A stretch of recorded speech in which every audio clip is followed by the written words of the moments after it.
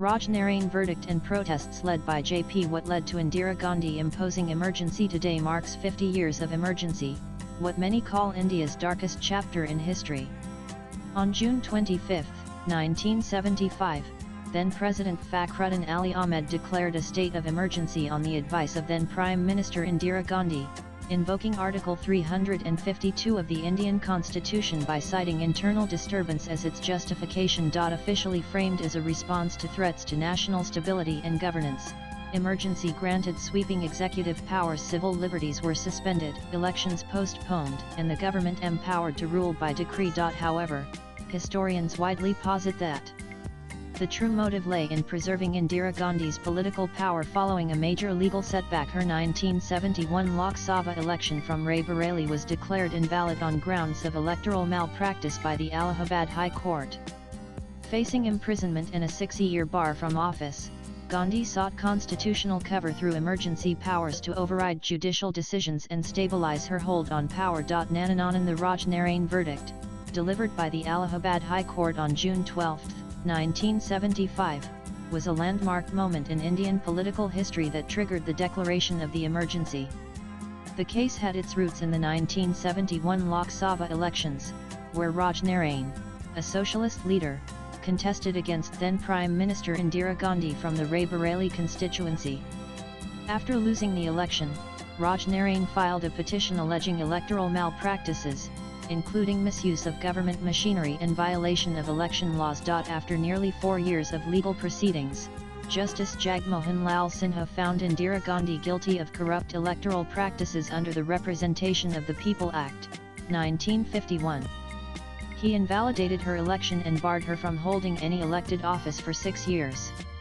This unprecedented judgment not only questioned the legitimacy of a sitting prime minister but also created a major political upheaval. On June 24, 1975, Justice V.R. Krishna Iyer, while hearing Gandhi's appeal in Supreme Court, granted a conditional stay on the Allahabad High Court's judgment.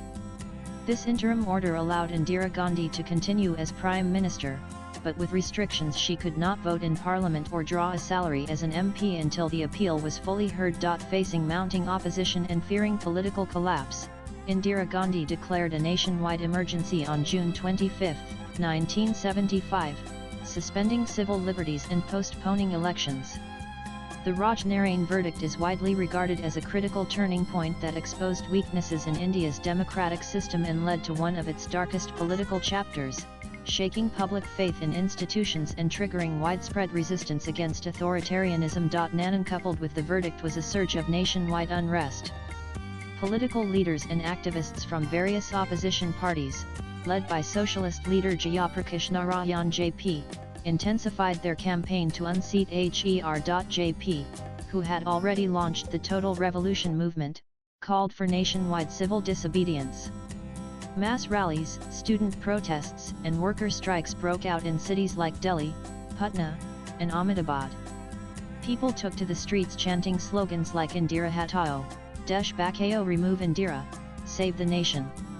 The movement rapidly gained momentum, with supporters from all sections of society including youth, intellectuals, and farmers joining in. On June 25, 1975, JP addressed a massive rally at Delhi's Ramlila Maidan, urging the armed forces and police to defy illegal orders and support the democratic movement. This alarmed the government, which viewed it as a call for rebellion. Fearing a collapse of authority, Indira Gandhi declared a state of emergency the same night. Thousands of opposition leaders and protesters were arrested overnight. The spontaneous, widespread protests played a critical role in triggering one of India's darkest political chapters. Narain during the 21-month emergency June 25, 197,521 March 1977, over 100,000 political opponents, activists, and journalists were detained under the Maintenance of Internal Security Act (MISA) without trial. Fundamental rights like freedom of speech, assembly, and press were suppressed. Censorship was imposed on newspapers, radio, and television. Narain the emergency fundamentally distorted democratic institutions. Parliament lost its authority, state governments like those of Tamil Nadu and Gujarat were dismissed by a president's rule, and dissenters from across parties including future opposition stalwarts like Atal Bihari Vajpayee and L.K. Advani were jailed. Narain in March 1977, unshackled by public outrage, fresh elections were held and Indira Gandhi suffered a heavy defeat.